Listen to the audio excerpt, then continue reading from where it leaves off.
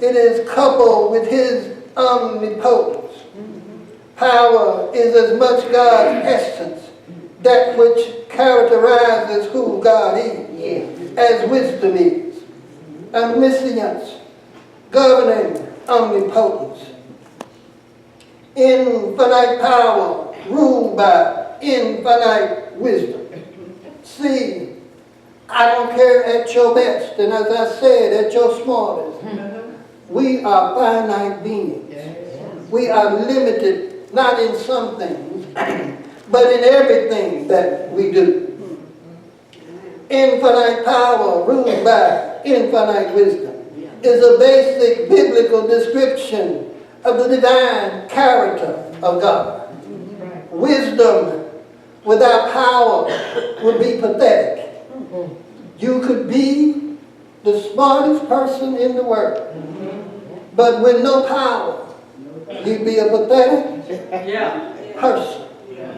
And power without wisdom would be frightening.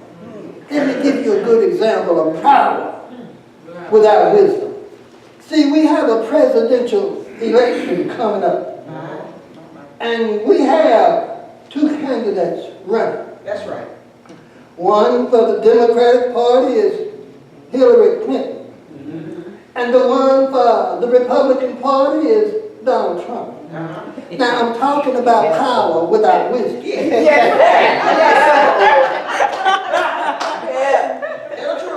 See, power without wisdom would be frightening. Right. Electing Donald Trump as president would be frightening.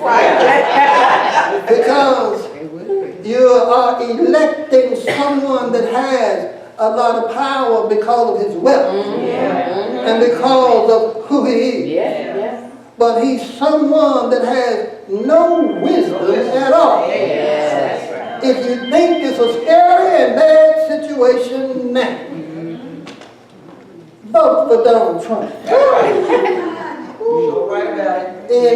In God's boundless wisdom and in His power, when they are united, they make Him utterly worthy of our trust. When God's power and God's wisdom is united, when they are combined, they make Him totally worthy of our trust. Tell me someone else you can trust in that's all-knowing and all-powerful. Tell me someone that you can go to that can do whatever He wants to do with nothing. Tell me someone you can go to who stepped out on nothing and spoke and created something.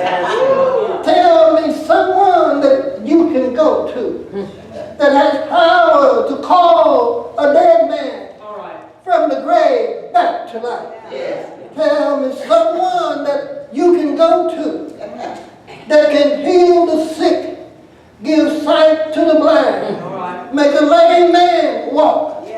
Tell me someone that you can go to that you cannot ask him anything that he does not have an answer to. All right. As for us, we cannot recognize God's wisdom unless we know the end for which He's working. When we misunderstand the Bible when it says that God is love, 1 John 4, 8 to 10 says God is love. You might think that God intends for you to have a trouble-free life, irrespective of your moral or spiritual state. So anything painful and upsetting, illness, accident, loss of job, the suffering of a loved one, indicates that God's wisdom is not working or His power has failed. You know, too many times when things go wrong, the first thing we do is question God. We ask the wrong question. We always want to know why. Why is not the question. When things begin to go wrong and you need to understand why then you're looking in the wrong direction. All right. Amen. You need to be more concerned with what? Because when things begin to go wrong in your life, you need to understand what God is trying to teach you. Yeah. You need to understand what God is trying to tell you. Anytime God brings something your way, it's for a reason. See, God is in the business of drawing us closer to Him. What God requires of us is a relationship. See, we don't have a relationship where we know about God. We ought to have a relationship that we know God. And we ought to know God through a love relationship.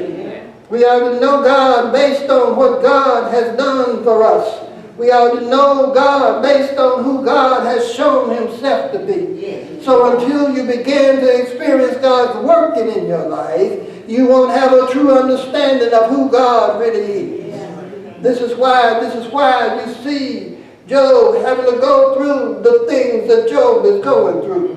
It said Job was an upright man. Job was a perfect man. Job was a good example of what a love relation between a father and a child ought to be. But yet Job still had to go through some things because Job still didn't know what Job needed to know about the Father. Job really wasn't learning more about the Father. Job needed to learn something about Job. So the next time your trial comes, don't question God. Take a look in the mirror and try to figure out what God is trying to tell you about yourself. Some way, somehow, you drifted a little bit too far away from God. And now He has to get your attention to draw you back on the right track. Sometimes the only way we get back to where we need to be is when we begin to go through some things that causes us some suffering. When we begin to go through some things that causes us some pain. Then we get down on our knees and we go to God and we begin to have a little talk with Jesus. And He begins to explain to us that now that you thought you could make it on your own, how far have you gotten? Yes, sir. So Job, in all his understanding, came to a conclusion that he didn't know as much as he thought he did. All he could say is, as far as I know, I think I'm on good terms with God. Because when I look at the life I have lived, I've done everything that I thought was pleasing to God. But yet, Job still had missed something. Each and every one of us said here today, I don't know about you, but I missed something. I haven't got it all right. I haven't done everything the way I should have done it. I haven't lived my life totally. And I'm not talking before I got saved. I'm not talking about that. I'm talking about after I got saved. See, that's what I'm concerned with. I'm not talking about what I did when I was out there in the world. I'm talking about what's going on now that I'm in the kingdom. See, it's a different life on the other side. But now that I'm in the kingdom, it still doesn't mean that I'm getting everything right. That's right. Didn't have it right when I got here. Not going to have it all right when I leave here. But I thank God for one thing. Jesus died for my sins. And God not only forgave me of my sins past, but He forgave me of my sins present. He also forgave me of my sins in the future. Because He knew that I wasn't going to do it. He knew that I wasn't going to get it right. But I'm not going to give up and I'm not going to give out. I'm going to keep on striving. But I'm depending on the wisdom of God and the power of His might. Can't make it in my own human strength. Can't make it on what I know. Read what he knows. Right. And he told me, he said, if you would just get in my word, meditate on it, study it, memorize it. Then when you go down on your knees and you have a need, pray my word.